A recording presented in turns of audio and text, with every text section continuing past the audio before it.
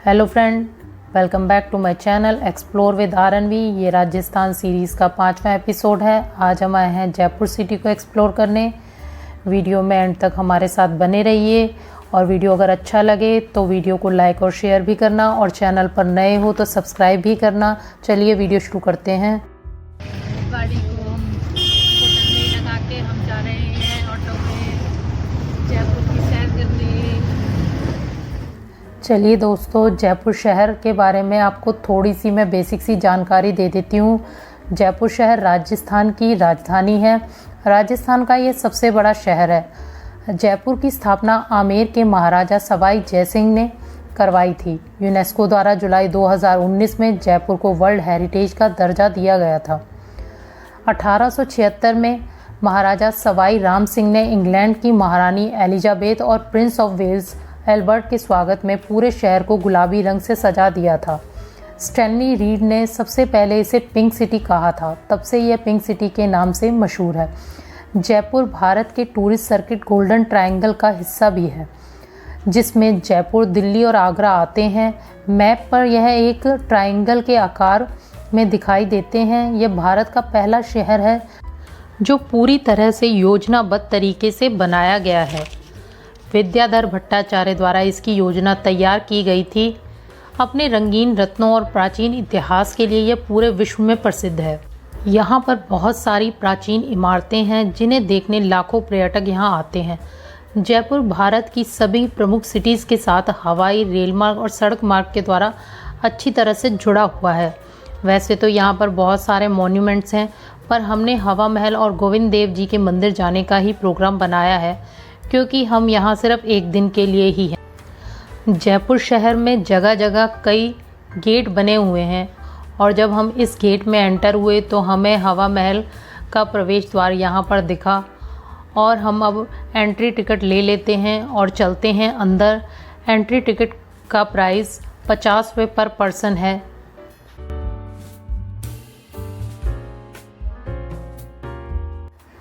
जैसे ही हमने गेट में एंटर किया, हमें बहुत ही खुले बरामदे में फव्वारे दिखाई दिए जो बेहद ही खूबसूरत लग रहे थे। दोस्तों, अब इसके इतिहास के बारे में आपको मैं बता देती हूँ कि इसका निर्माण 1799 में महाराजा सवाई प्रताप सिंह ने करवाया था, जिसे वास्तुकार लालचंद उस्ताद द्वारा राजमुकुट के आकार में डिज़ाइन किया गया था, जो ऊपर से केवल 1.5 फुट चौड़ा है। यह बाहर से मधुमक्खी के छत्ते की तरह दिखाई देता है। इसमें 953 बहुत ही खूबसूरत खिड़कियां हैं, जिन्हें झरोखा भी कहा जाता है। बाहर से इसका व्यू मैं आपको बाद में दिखाऊंगी, पहले हम अंदर से इसको देख लेते हैं। ये इसकी पहली मंजिल है। इसका नाम शरद मंदिर है। यहाँ पर शरद उत्सव मनाया जाता था। इसकी वास्तुकला तो आप देख ही पा रहे होंगे कितनी सुंदर लग रही है। इस महल के निर्माण में चूने, लाल और गुलाबी पत्थर का इस्तेमाल हुआ था। मैं तो ये सोच कर हैरान हो रही हूँ कि पूरी साज सज्जा के साथ ये महल कितना सुंदर लगता होगा। चलिए अब हम दूसरी मंजिल पर चलते हैं। जैसा कि आप देख रहे हैं कि ऊपर जाने के लिए सीढ़ियाँ नहीं हैं, बल्कि रैंप है। हवा महल एक ऐसी इमारत है जिसकी कोई नींव नहीं है। हवा महल का शीर्षक 87 डिग्री के कोण पर है। इसको सीढ़ियाँ नहीं बल्कि रैंप नींव से जोड़ता है।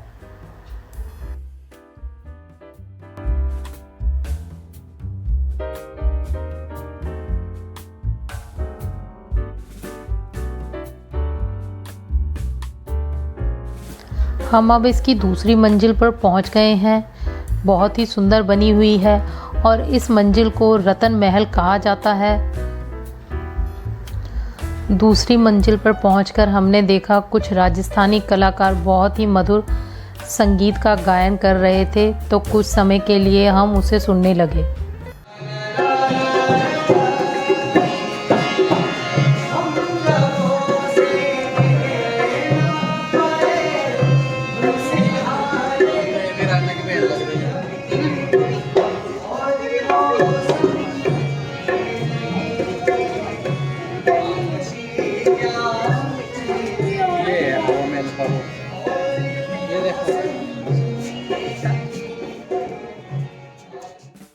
दोस्तों, मैं अब आपको दिखाती हूँ वो खिड़कियाँ जो इस महल की जान है।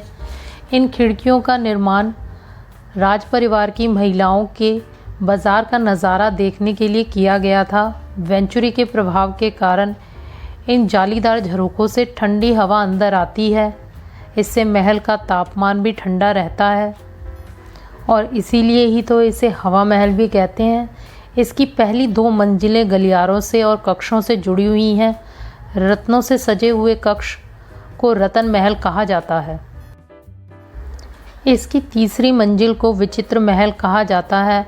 अब हम सीधा चौथी मंजिल पर आ गए हैं, जिसको प्रकाश मंदिर कहा जाता है।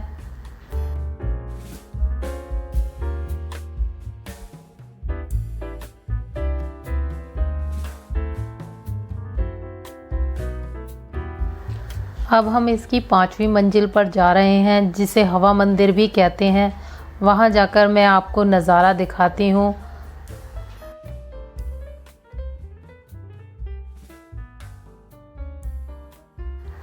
ये नज़ारा देखिए दोस्तों, ये सबसे ऊपर की मंजिल का है और अगर सामने आप देख सकते हैं तो वो आमेर का किला है।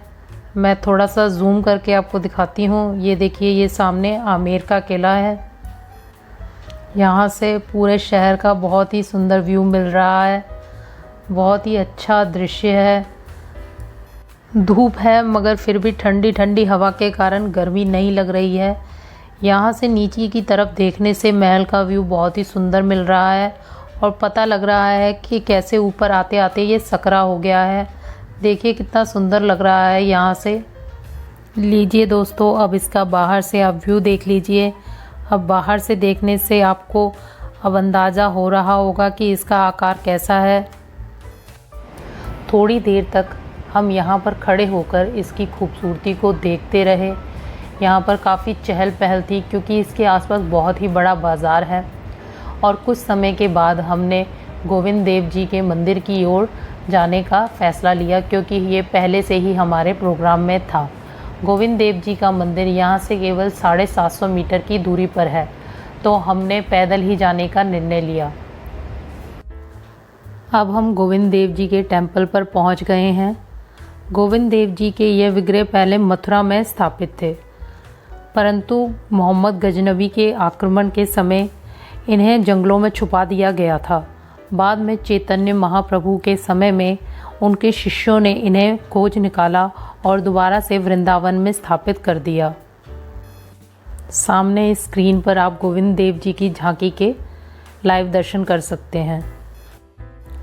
औरंगजेब के शासनकाल में जब उसने सभी मंदिरों को नष्ट करने का आदेश दिया, तब गौड़ीय संप्रदाय के पुजारी इन विग्रहों को लेकर जयपुर भाग आए और इन विग्रहों को जयपुर में ही स्थापित कर दिया गया। जैसा कि आप देख सकते हैं, गोविंद देव जी का ये मंदिर भव्य है और वास्तुकला का अद्भुत नमूना है।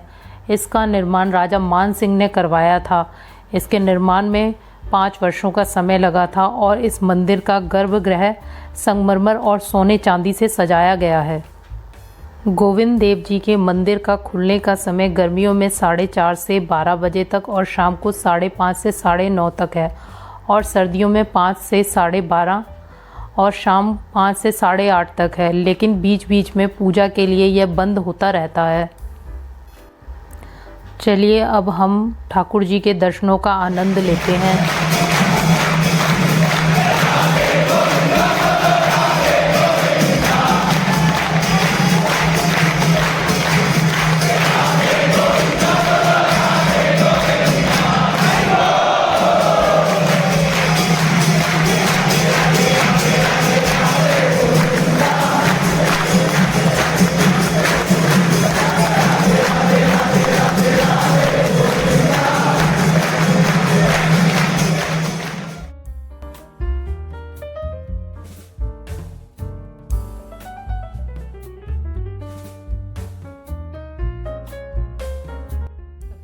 चेकआउट की तैयारी हो गई है, सामान नीचे पहुंचा दिया गया है और इस जयपुर के ब्लॉग में इतना ही।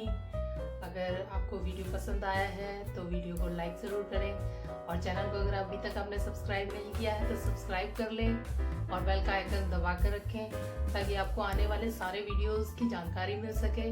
आपसे फिर से मुलाकात होगी अगले ब्लॉग में और तब तक के लिए बाय बाय।